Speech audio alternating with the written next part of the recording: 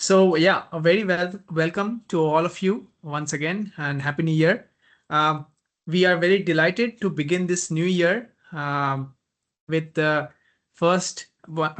another edition of the SMaRT seminar series, which is jointly hosted by John Hopkins and IIT Delhi.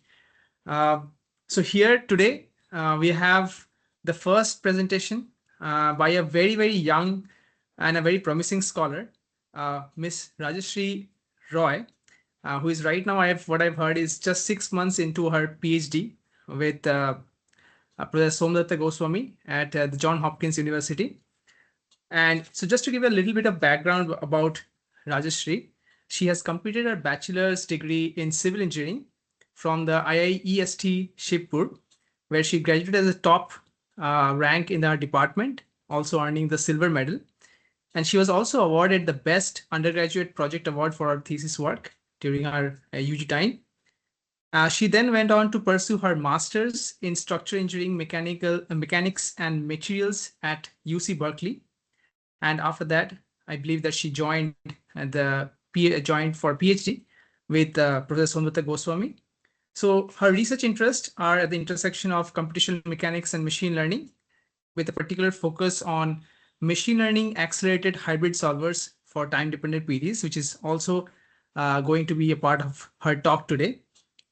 So without wasting any more time, I think I'll welcome everyone, and also Rajyasri Roy for the first session of this new year on SMaRT series. So with that, I'll hand over to you, Rajyasri. Um, the floor is all yours. Thank you so much. Hello everyone. Thanks for joining. I'm Rajyasri, a first-year PhD student in the Department of Civil and Systems Engineering at Johns Hopkins University. I am advised by Dr. Somdatta Goswami.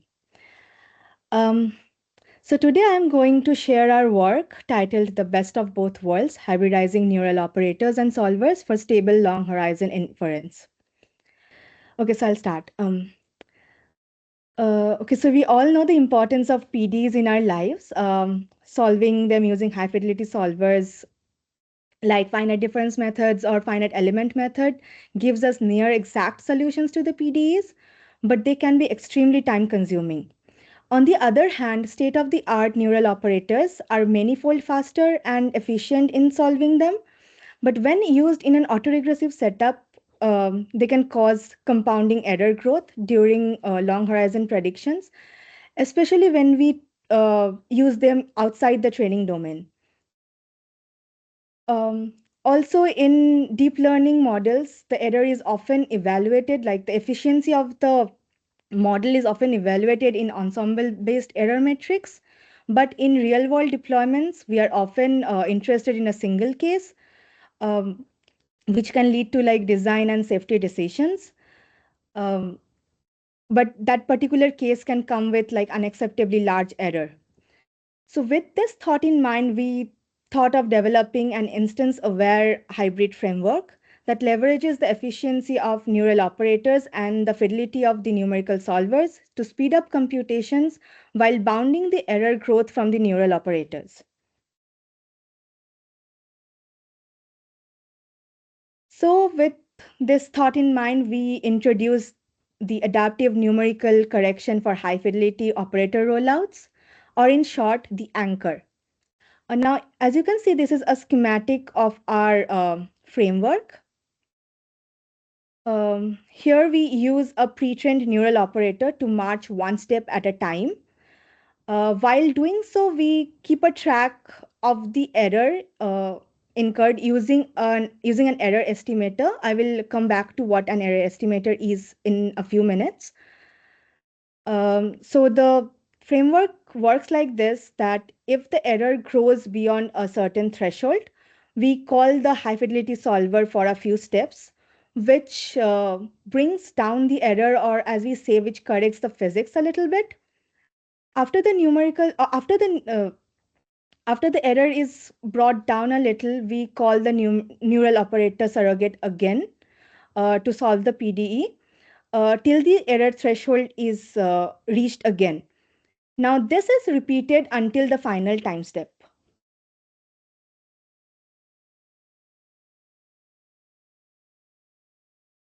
So now in real world scenarios, we do not have access to the ground truth to compute the actual error.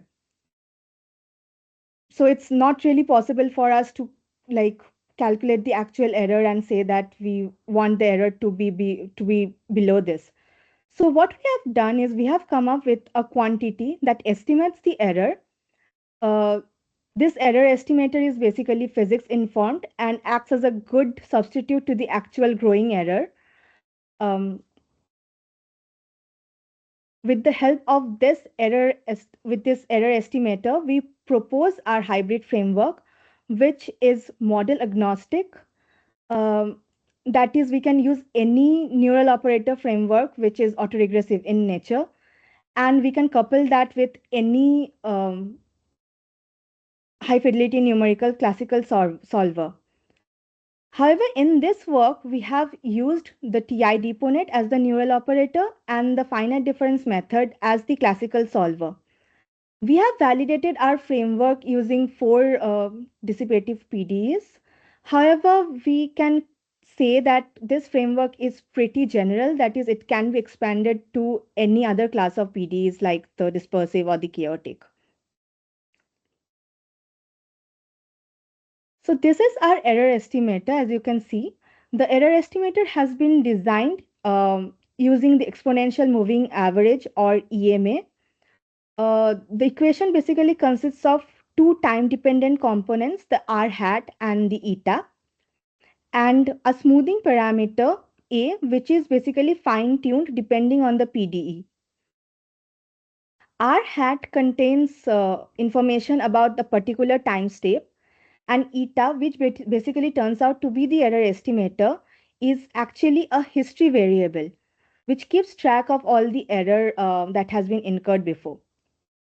The construction of this error estimator is inspired by the observation that in any autoregressive setup, the error basically accumulates with the number of forward passes. So this R hat is basically the normalized PD residual at time step t. We normalize the PDE residual to account for the varying magnitude at different time steps. Now, while trying to implement this in the dispersive PDs, we faced a challenge due to the decreasing magnitude of the solution field, which is very common, which is a characteristics of the dispersive PDs. So the error was getting lower, but the error was not getting bounded per se, which is one of the prime objective of our study. So what we do is we introduce an adaptive threshold, which basically decays with the time, and we also have that coupled with some sample information so that this threshold becomes sample specific. As I already mentioned that we are actually like this framework is instance aware so that we can like control the error of each sample based on like the sample based on the sample requirements. Here on the right hand side, we present a representative we present some error plots for the representative samples. In the first column, we have the relative L2 error uh, for three different frameworks. AR-DON stands for autoregressive deponent, TI-DON for TI deponent, and Anchor, which is basically the framework we are proposing. As you can see that the error for autoregressive deponent that skyrockets, TI deponent brings the error down substantially, but it doesn't really bound the error, which grows, which may grows to a certain non-acceptable range in the long horizon predictions. Um, in column 2, I am basically enlarging the TI deponent and anchor So as you can see that since TI deponent is like growing, but our framework has been able to successfully bound the error, that there is some error, but the error does not grow in the long run. Third column shows the error estimator that we have introduced. Uh, as you can see, like in the boxes up there, we have mentioned the correlation, the Pearson's correlation coefficient, which basically tells us how this error estimator is in correlation with the growing TI deponent error. In the last column, we have plotted a histogram of the correlation between the error estimator that we have proposed and the TI deponent error for all the samples that we have considered. So we have performed this numerical study on, as I said, on 4 dissipative PDEs. First one is the 1D burgers, then we have 2D burgers, 2D Alenkern, and 3D heat. I will show the results for 2 samples for each of the PDEs. Now this is a sample, this is the first sample for 1D burgers. This sample, like for this, the TI deponent framework has been trained from time 0 to 0.5, and the prediction has been from time 0 to 1. Um, Before I move forward, I would really like everyone to be mindful of the color bars because they are not like, um, they do not have the same range. So kindly like keep an eye on them. So as expected, the error from the autoregressive deponent that skyrockets. TI deponent controls the error but cannot really bound it. Anchor does that task very well. However, we consider 1D burgers as basically just a validation example, and we do not really gain any improvement in the computation time, as this problem is basically too simple to be solved using any numerical solver as well.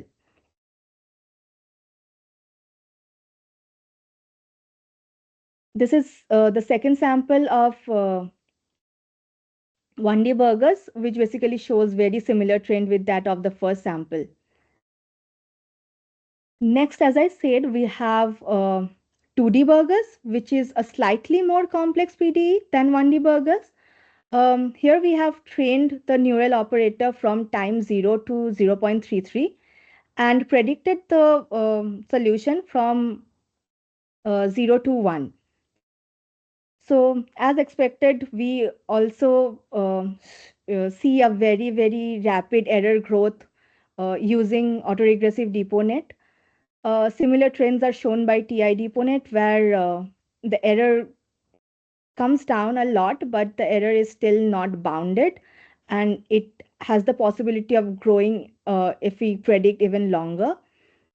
So in that case, anchor comes to play, which bounds the error and doesn't let the error grow in the long run. And since this is a slightly more complex PDE, I would say we have observed that we have gained some computation efficiency from that of the classical solver, and we have seen that the computation time has reduced by nearly 30% from that of the high fidelity numerical solver. This is the second example of the 2D burgers case, and the results are pretty similar to that of the first example.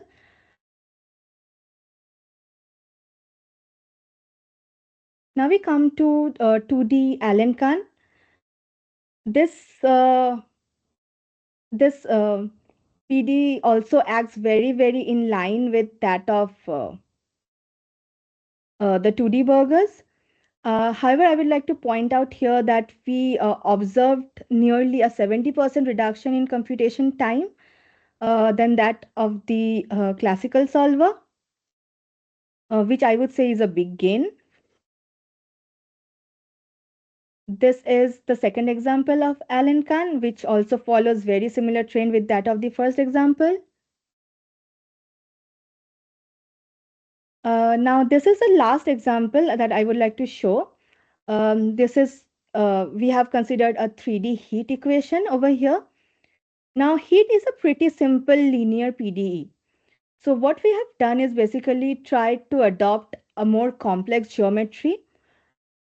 So we have considered an L-shaped geometry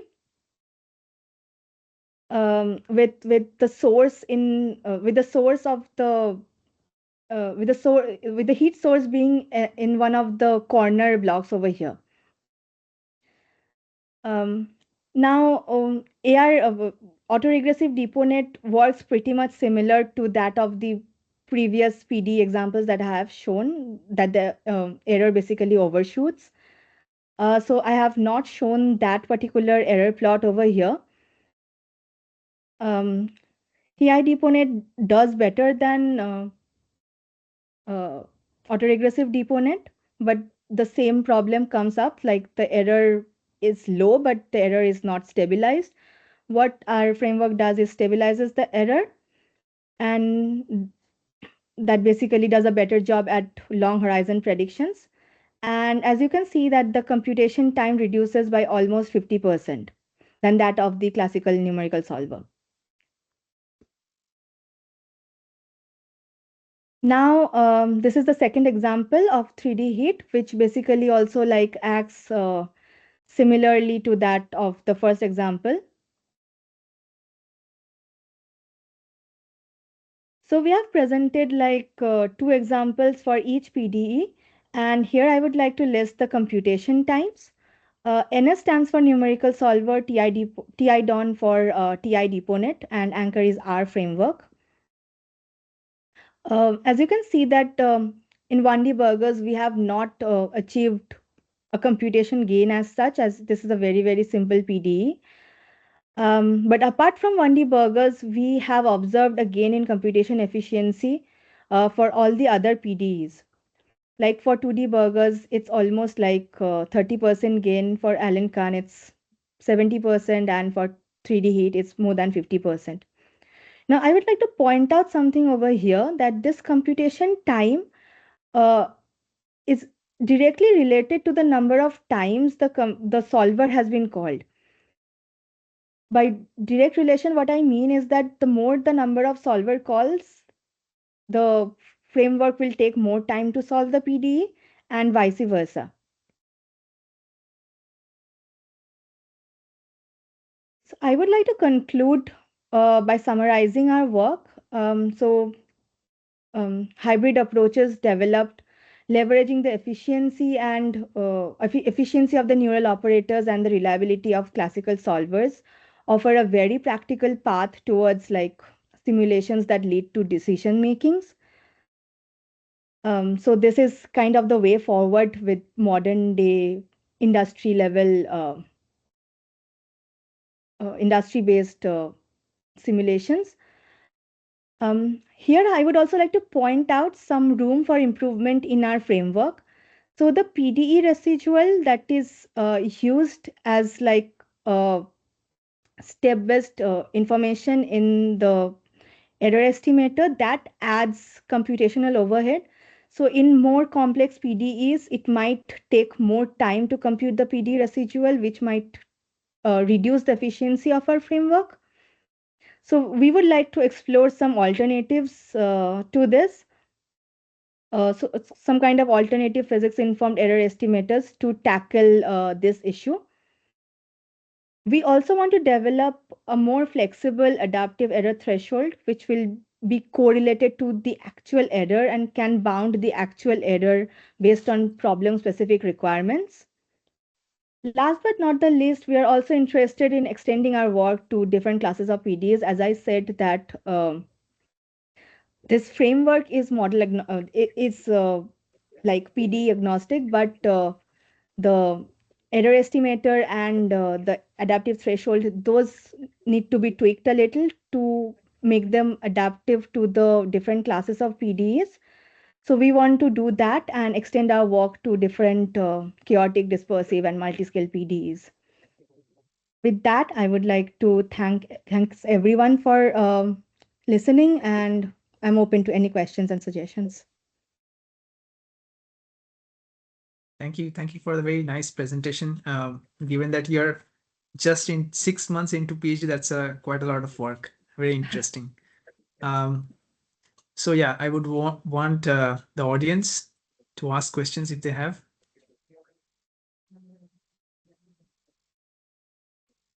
If not, I actually have a couple of questions. So maybe I'll get started. So, yeah, so I understand that you are just 6 months into this work. So, some of the questions. So, I'm just first trying to understand if I get all of it. I think I don't get all of it, but I'll try to kind of ask questions, and maybe we have a lot of time, I believe, for answers. So, so first thing is that I think you showed a very nice schematic. I think on the third or the fourth slide, I believe, and yeah, this one. Yes. So here, if I understand, so you have a pre-trained neural operator, and let's say if I have a PD, you take any of the PDs, let's say 1D Burgers equation, and we have a pre-trained neural operator. So this pre-trained neural operator has been trained to possibly do well with a 1D Burgers equation. If you are interested in 1D Burgers equation, is that correct? Like this Yes. pre-trained neural operator, it has been Yes. trained, right? Mhm. Okay. And then you basically, so then the idea is that you take this pre-trained neural operator and you do it in an autoregressive fashion. So which means that you take the UT step, the solution at time t, and then you are trying to predict using the neural operator in a regressive fashion, the next step, which is the solution at UT plus one, right? Yes. And what you're saying is that if you do this in an autoregressive fashion, then it tends to have compounding errors and things might blow up eventually if you don't correct its trajectory at some point of time, right? And that is where you're introducing this error estimator, which kind of estimates how much you are deviating from your correct trajectory. And based on that, if it is exceeding a certain margin or threshold, then it calls in a high fidelity solver to give the right solution so that you can correct it. Is that Exactly. is that okay? Okay, I see. So, but you also say that you don't have the solution all the time. So you have to, this error estimator is trying to estimate how much error, and that you are doing based on the PD residual. So you are putting the Yes. solutions that you get from your pre-trained neural operator in an autoregressive fashion, Mm-hmm. right? And whatever you predict, that prediction should satisfy, well, not satisfy, but at least approximately satisfy the PD residual. You'll get some non-zero value for the residual, and you're tracking the residual. If it's exceeding a certain margin, then you call the high fidelity solver. Exactly. Okay. I see. And so Rajiv, once you have, yes, Rajiv, I'll pitch in over here a little bit yes, please. on the second block that Rajyasri has in her plot. Hmm. So even if we are deploying pre-trained models, the issue with the errors that we report in literature, typically they are the mean squared error. They really don't give us an understanding of how much variation would we have for a single sample. So we are reporting it over like 200 or 300 or sometimes 1,000 test samples. But when we are deploying these kind of models on an industry scale problem, we might be actually evaluating just one initial condition. And that particular initial condition can have an error that's pretty high. So then it becomes a pretty useless model for that particular application, for that particular initial condition. So the idea is whatever pre-trained model you have, it can be any of these models or even beyond these models. The model just has to be trained on a setup where your initial condition where you're mapping from the current state to the next state, and you deploy that pre-trained model into this anchor framework, which is again model agnostic in every way possible, the numerical solver as well as the surrogate model. And it would guarantee you that your error is bounded within a certain threshold, irrespective of what initial condition and what mean square error has been reported in the literature. Very interesting. Yeah, thanks for clarification. Because now I see that why Rajyasri was saying that it is also instance aware. I think that's Yeah, what you meant by instance aware. You're exactly. choosing one particular initialization, and then you are saying that even the error in this one would be bounded, right? So Yeah.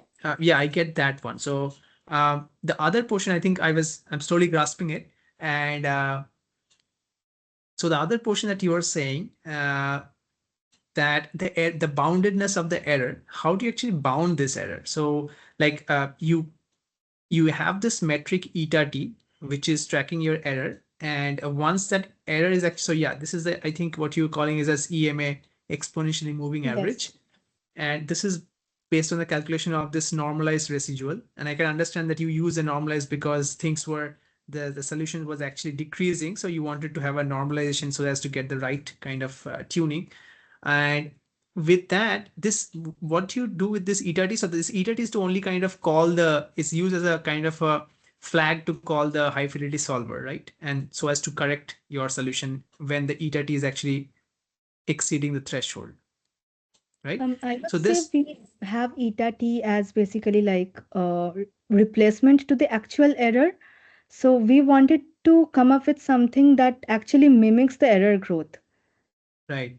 So eta t is kind of like mimicking the actual error growth that we kind of face when we solve using just the neural operator. Right. So, and that's exactly, I think, what you say, that it actually has a very high correlation with the Yes, real error growth, exactly. right? Yes, That's what you show, I think, on the third column in this year. yes. Okay.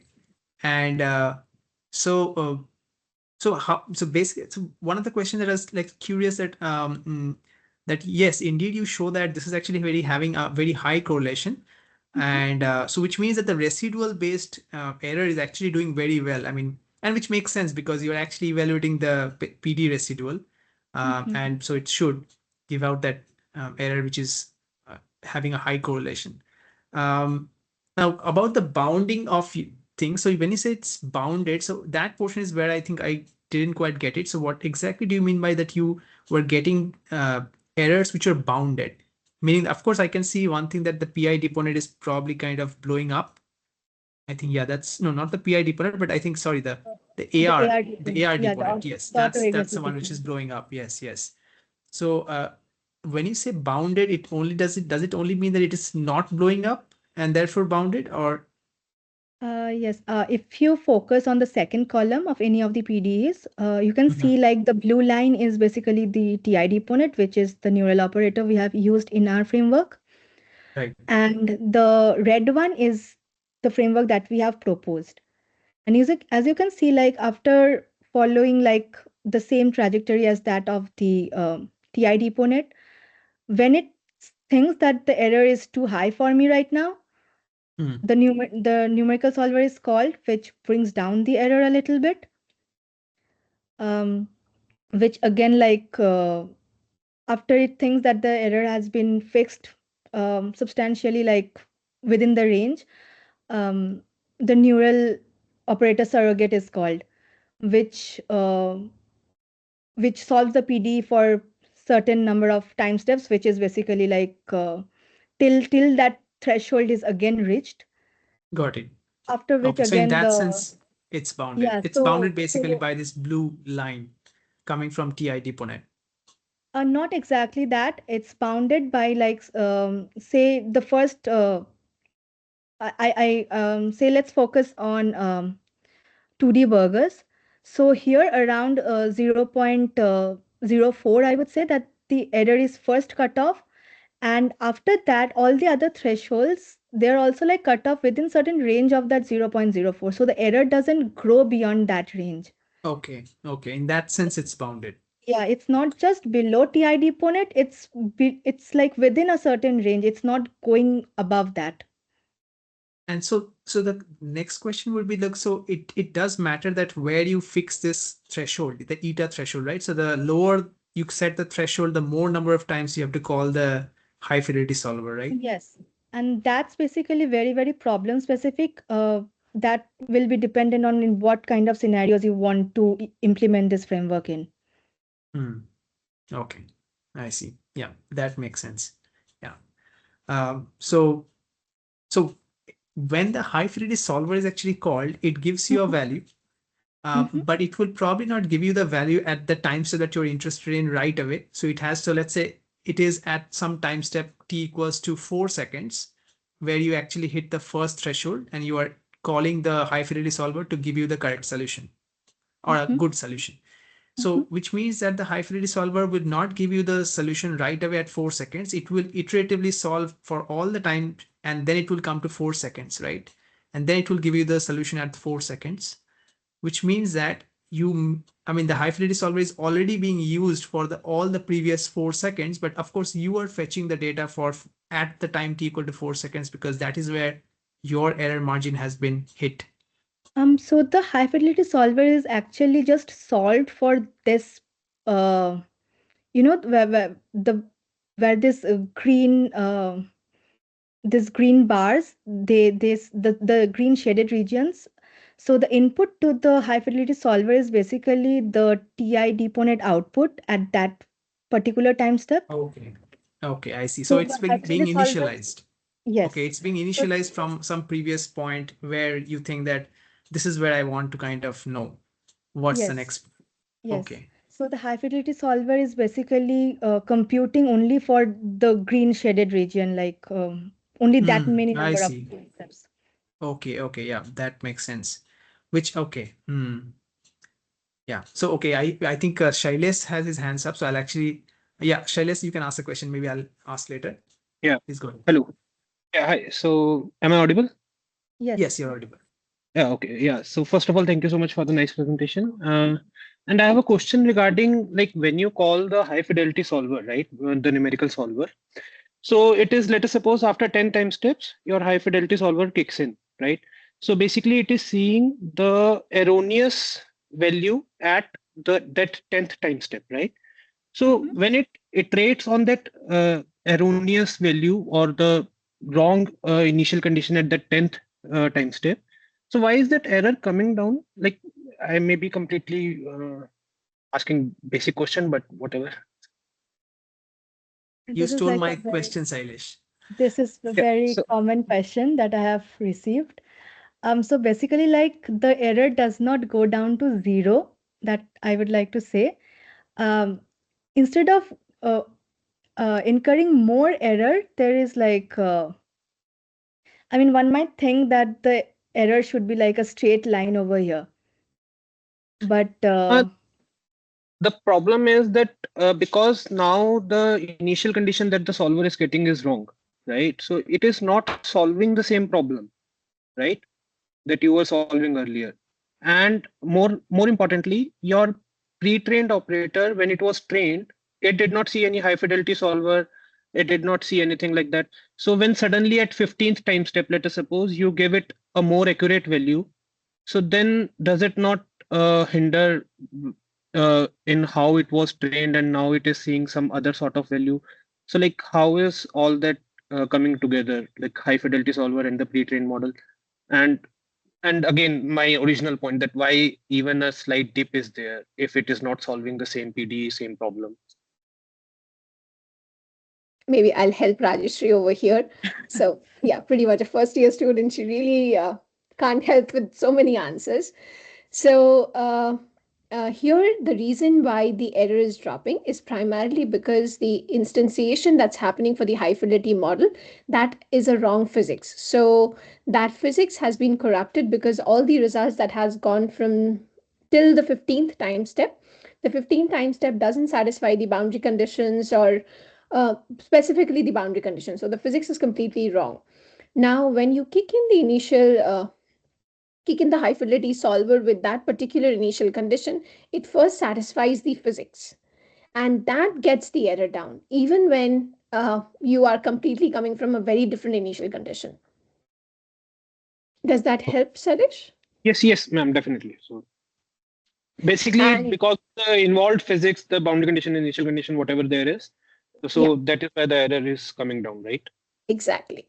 And what she is doing here, if you look into, okay, she doesn't have two side by side, but if you look into a couple of examples which she was showing, she has like Burger's equation, two samples. There, the calling of the high fidelity solver is happening at different time steps for each of the samples.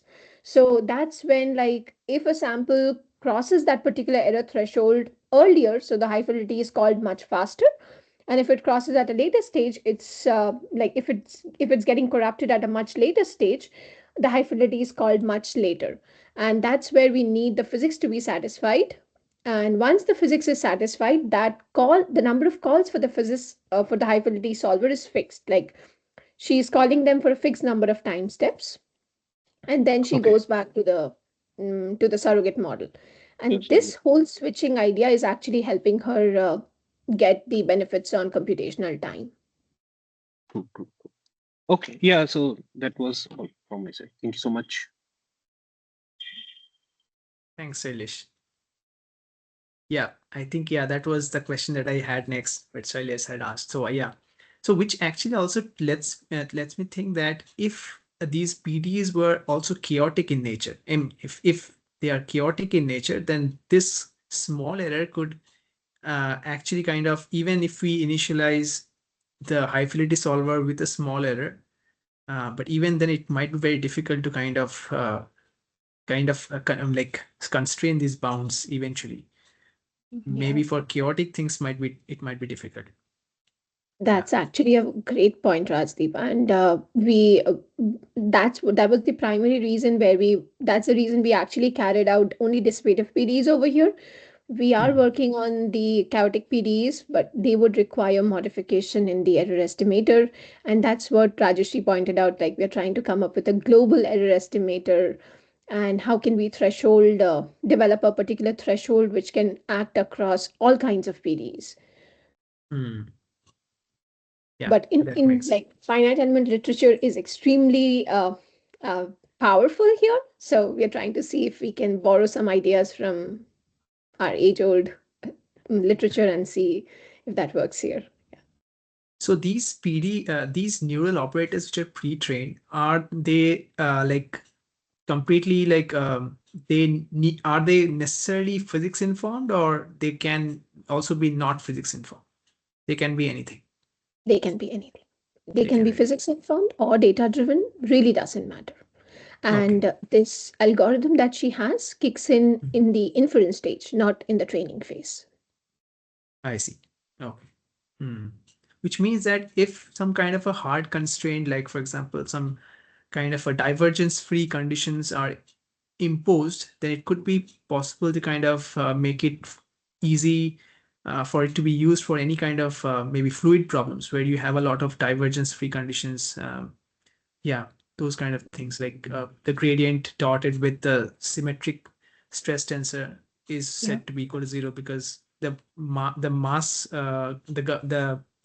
the governing equations of fluid dynamics typically have this mass conservation and the momentum conservation, and they are falling into that zones of the gradient, the divergence of these symmetric tensors get to zero. Yeah. So yeah, if that is kind of incorporated in those neural operators already, then it might help a little bit better to actually kind of prevent the growth of the errors maybe. Yeah, Yes. very interesting work though, very interesting work. Yeah, you are into very good hands, Rajyasri. So yeah, hope to see I'm that this really actually, glad. yeah, very nice. Um, any other We have more questions? questions. Yeah. Yeah, Divya, do you have a question or maybe a comment? Yeah, hi Rajyasri. Thank you so much for the wonderful talk. Yeah, I just wanted to know a bit more about the usage of the error estimator. So, can you comment on maybe like some alternative strategies as to use an error estimator where you'd require less of parameter tuning? Because I can imagine there are some parameters involved which we have to tune. But yeah, can you just comment on that a bit? So we are like currently thinking about what can be done with that. We have certain ideas which involve like data-driven error estimators. Like we actually know the how the error grows like with the in TI DeepOnet we have the actual values of the errors and we can like construct some deep learning models based on that. So the estimator will kind of like be a neural network model maybe. I mean like we are like right now in the formulation stage. I've been theoretical formulation, I would say, not practical implementation. But yeah, there can also be like kind of recovery based error estimators, which maybe like compare our model with some other high fidelity models and then give us an error estimator in that case. So yeah, we are like currently in the process in which we are like just thinking about it. I see, I see. Yeah, and I think for the what I believe leads to the immediate dip in the errors is because of like I think this also goes back to the TID1 formulation where it is modeling the right hand side of the PD. So the I think the error accumulation happens because the approximation of the right hand side errors are keeping on growing. So I think the when you're calling the numerical solver, the right hand side exact derivatives are being corrected to some extent. And yeah, but it would be interesting to see if you can test this out for dispersive PDs. Chaotic are a different beast, I can imagine, but for dispersive PDs, it would be interesting to see how this works out. Yeah, thank you so much. Thanks, Divyati. Yeah, so regarding the tuning, I have this question. Does this A that you have on screen, is it very sensitive to this choice of A, like 0.9 or 0.99 or 0.95, something of that sort? I would say a little bit.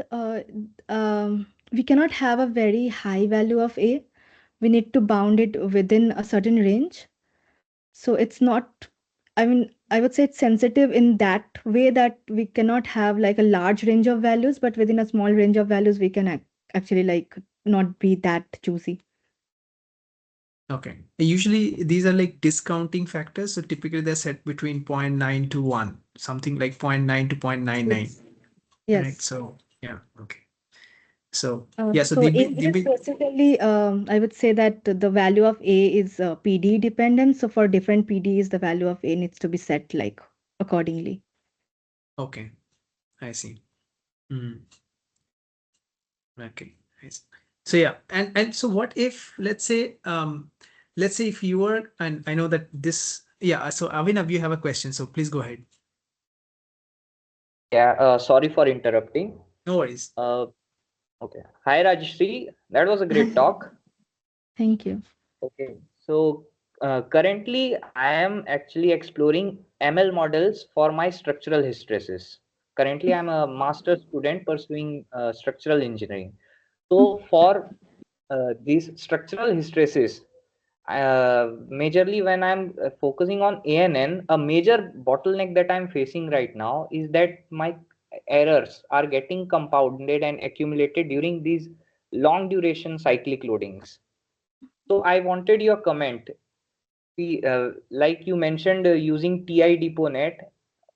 So for a path-dependent problem like hysteresis, moving from a standard ANN to a neural operator would it significantly improve my model's ability to remember these long loading histories, or do you think that this numerical correction in the anchor is the primary way to handle these long-term memories? I think you meant by moving from ANN to like Yeah, an autoregressive setup. artificial hearing. Yeah. What?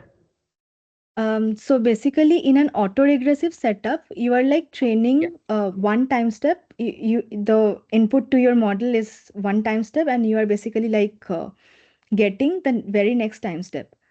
So the model Right. is basically predicting just one time step, right?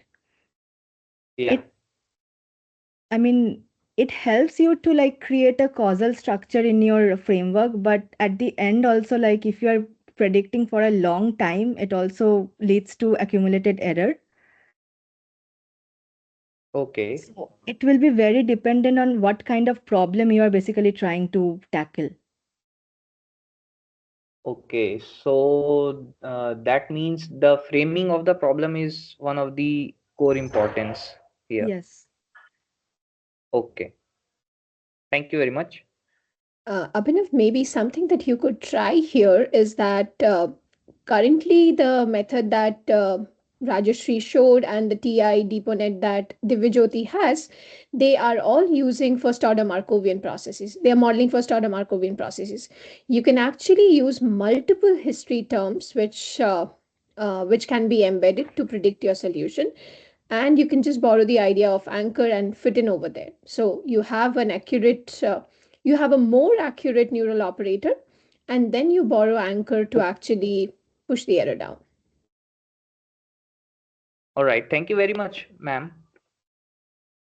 Thank you, Avinav. So yeah, so I think I just lost the question that I was asking. Yeah, I just can't remember. Yeah, okay, yeah. So now I Rajiv, if got you it. have questions, just email her. She's always here. Yeah, yeah. So I got this that.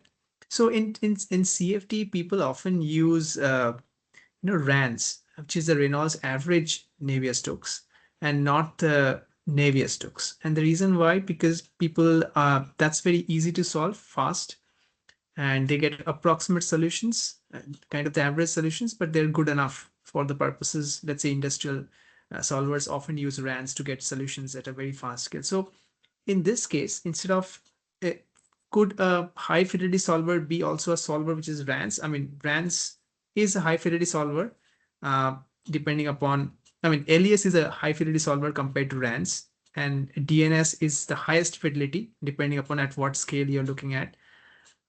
So when you say high fidelity solver, and maybe Somlata could also answer this, when you say high fidelity solver, like what is the fidelity? I mean, does the fidelity of course, the fidelity does affect the solution, but at what fidelity are we looking at? Or in FEM, can I actually use a coarse mesh and get a faster answer instead of using a finer mesh to get a more accurate answer? Okay, maybe I'll take this question. Yeah. The thing that she's trying to solve here is, maybe we can say that it's not dependent on the mesh size, primarily because the data she can go as good as the data that has been generated. Like the data she has trained with, she can do best on that.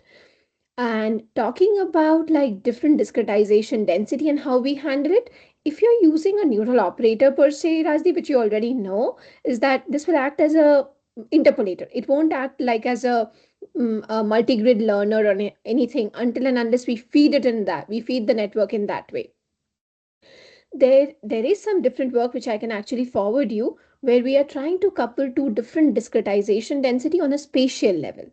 So in case you need locally refined mesh, you can actually learn physics-informed DeepNet on a locally refined mesh and then couple it with a coarse mesh finite element, and that will give you solutions as accurate as if you are learning it on a very fine mesh. Okay. Nice. But that's a very different work, and this one is more from the perspective of like your high fidelity solver can be, it's agnostic to which high fidelity solver you use, but it won't give you a accuracy which is higher than the standalone high fidelity solver. Right. Yeah. Okay. That makes sense. Yeah, I think those are the questions that I had. I think. Very nice talk, though. Very nice talk. Are there any other questions from the audience? If there are no longer any other questions, I don't see anything in the chat. Okay. Yeah, I think then we'll close today's session. Thank you once again, Rajyasri, for the very nice talk. Thanks for having me. Yeah, thank you. And so we'll again meet next week on the same time with a new talk. Until then, bye everyone.